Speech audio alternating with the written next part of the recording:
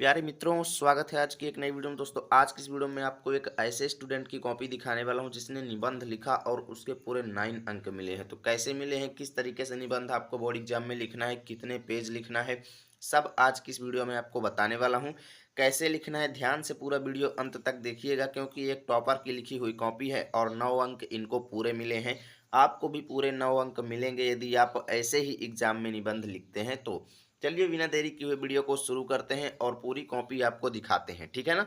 तो यहाँ पर देखो, सबसे पहले इन्होंने क्या किया है, हाईलाइटेड करके प्रश्नोत्तर संख्या डाली है, ठीक है ना। यानी जो प्रश्नोत्तर संख्या थी उसको इन्होंने हाईलाइट करके लिख दिया। उसके बाद जनसंख्या वृद्धि की समस्या, यानी कि 3-4 टॉपिक दिए रहते हैं जिनमें से किसी एक टॉपिक पर हमें निबंध लिखना होता है। तो इन्होंने क्या किया, तीसरे नंबर टॉपिक पर निबंध लिखा जिसको हाईलाइट करके लिख दिया जनसंख्या वृद्धि की समस्या, ठीक है ना। तो ऐसे भी आपको हाईलाइट करके लिखना है किस टॉपिक पर, जिस टॉपिक पर आप लिखेंगे उसको इसी तरीके से हाईलाइट करके लिख देंगे, ठीक है ना। अब यहाँ पर देखो, आप स्केच पेन से भी ये हेडिंग डाल सकते हो, लेकिन इन्होंने काले पेन से डाला है तो इससे कॉपी खराब नहीं होगी, आप भी काले पेन से डाल सकते हैं। उसके बाद देखो, किसी भी टॉपिक पर निबंध लिखना है, पहली हेडिंग आपको रूपरेखा बनानी है, जो कि यहाँ पर इन्होंने बनाकर रखी है, ठीक है ना। रूपरेखा हेडिंग किसी भी निबंध को आप लिखते समय पहली हेडिंग रखना है, ठीक है ना। और रूपरेखा के अंतर्गत पहली हेडिंग आपको प्रस्तावना रखना है और लास्ट हेडिंग उपसंहार जरूर रखना है, ठीक है। उसके बाद बीच की हेडिंग्स आपको टॉपिक से रिलेटेड रखना है। जैसे यहाँ पर टॉपिक आप देखें तो जनसंख्या वृद्धि की समस्या, इससे रिलेटेड टॉपिक जैसे हो गया भारत में जनसंख्या वृद्धि, ठीक है ना। जनसंख्या वृद्धि से हानि, जनसंख्या वृद्धि को रोकने के उपाय, ओके। और पहली और लास्ट हेडिंग तो पहली प्रस्तावना और लास्ट उपसंहार, रूपरेखा के अंतर्गत ये मेन हेडिंग्स रहेंगी, ठीक है ना। और उसके बाद बीच की हेडिंग आप टॉपिक से रिलेटेड लिखना। अब देखिए इन्होंने कैसे लिखा है, वो चीज़ आपको पूरा देखना है, कितने पेज लिखा है, इसके लिए आपको वीडियो को अंत तक देखना है और समझना है, ठीक है ना। यहाँ पर देखो किस हेडिंग के अंतर्गत कितना लिखना है, आप लोग देख सकते हो। पहली हेडिंग इन्होंने इसके बाद डाला प्रस्तावना और नीचे 2 अंडरलाइन किया, ठीक है ना। उसके बाद लिखना शुरू किया, कैसे लिखा देखो, जनसंख्या किसी भी देश अथवा राज्य का प्रमुख तत्व है एवं उसके बिना किसी भी राज्य एवं जाति की कल्पना भी नहीं की जा सकती है। यानी कि यहाँ पर हम जनसंख्या से रिलेटेड कुछ जो है भूमिका बना करके लिखेंगे, ओके। जनसंख्या की वृद्धि का यह दानव आज संपूर्ण विश्व के सम्मुख मुंह फैलाए खड़ा है, क्योंकि जिस गति से जनसंख्या में वृद्धि हो रही है वह अत्यंत चिंता का विषय है। ठीक, जनसंख्या की इस अपार वृद्धि के कारण संपूर्ण देश की प्रगति अवरुद्ध हो रही है। भारत में विश्व की जनसंख्या का 6ठा भाग निवास करती है, ठीक है। ऐसे ही आपको लिखना है, प्रस्तावना हेडिंग के अंतर्गत भूमिका बना करके लिखना है। भूमिका में हम ज़्यादा कुछ नहीं लिखेंगे, बस ऐसे ही समस्या के बारे में लिखेंगे। उसके बाद देखो, भारत में जनसंख्या वृद्धि है, इसकी हेडिंग के अंतर्गत हम भारत देश के बारे में लिखेंगे, ठीक है ना। तो इसमें कैसे लिखना है देखिएगा, भारत की जनसंख्या में बहुत ही तीव्रता से बढ़ोतरी हुई है। ऐसे ही आपको दूसरी हेडिंग डाल के नीचे डबल अंडरलाइन करते जाना है, ठीक है।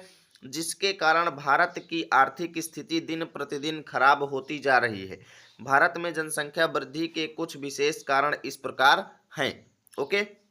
क्या क्या कारण है यहाँ पर आप लोग कामा लगा लगा करके लिख देंगे। जैसे अशिक्षा हो गया, रूढ़िवादिता हो गया, गर्म जलवायु हो गया, बाल विवाह हो गया, दरिद्रता इत्यादि, ठीक है। उसके बाद यहाँ पर हम लिखेंगे, हमारे देशवासी जनसंख्या की वृद्धि से होने वाले नुकसानों के प्रति आज भी लापरवाह हैं। इतना ही नहीं, वे संतान को ईश्वर की देन मानते हुए उस पर नियंत्रण करना पाप मानते हैं, ठीक है।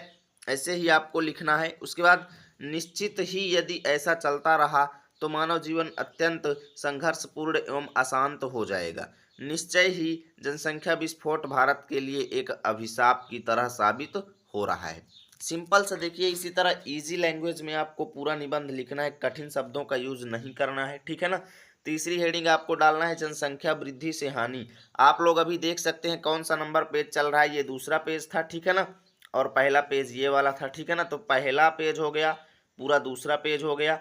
अब तीसरा पेज देख लीजिए, कितने पेज लिखना है आप लोग देखिएगा पूरा, ठीक है ना। देखिए, जनसंख्या वृद्धि से होने वाली प्रमुख हानियां इस प्रकार हैं, शिक्षा का अभाव, बेरोजगारी, सार्वजनिक स्थलों पर भयंकर भीड़, अस्पतालों में इलाज करने में असुविधा, खाद्यान्न का अभाव, आवास में कमी, रोजगारों में कमी इत्यादि, ठीक है ना। ये प्रमुख जनसंख्या वृद्धि से होने वाली कमियां हैं। उसके बाद देखो यहाँ पर, अत्यधिक जनसंख्या वृद्धि से रोजाना की जरूरतें पूरी नहीं होंगी और लोगों का जीवन कष्टमय हो जाएगा।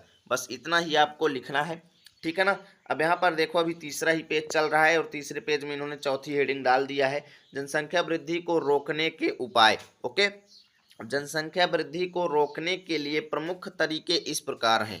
क्या क्या है देखो, बाल विवाह एवं बहु विवाह जैसी कुप्रथाओं पर रोक लगाई जाए, परिवार नियोजन का व्यापक प्रचार किया जाए, विवाह की आयु में वृद्धि किया जाए। ठीक है ना।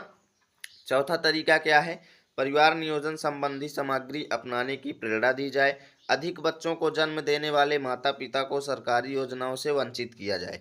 इतना 5 तरीके आपको यहाँ पर प्रमुख लिख देना है। ठीक, उसके बाद देखो यहाँ पर ये यहाँ से कौन सा पेज चल गया है, यहाँ पर चौथा पेज चल चुका है। ठीक है, चौथे पेज में देखिए कैसे लिखेंगे, उपसंहार हेडिंग यहाँ पर आपको डाल देना है और लिखना है, इस समस्या के संबंध में हम सबको प्रयास करना चाहिए और छोटा परिवार सुखी परिवार के बारे में लोगों को जागरूक करना चाहिए।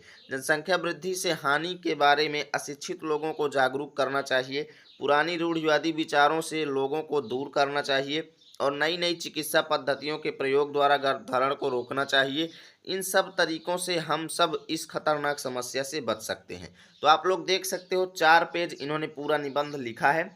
चाहे आप हाई स्कूल में हो या फिर इंटर में है, आप इतना निबंध लिख देंगे तो आपका एक भी मार्क्स नहीं कटेगा, ये मैं गारंटी के साथ कह रहा हूँ। तो यदि वीडियो अच्छा लगा है तो लाइक और शेयर जरूर करें ताकि रोजाना की ऐसी वीडियो आप तक सबसे पहले पहुँचेगी। मिलेंगे आपके साथ अगले वीडियो में, तब तक के लिए जय हिंद जय भारत।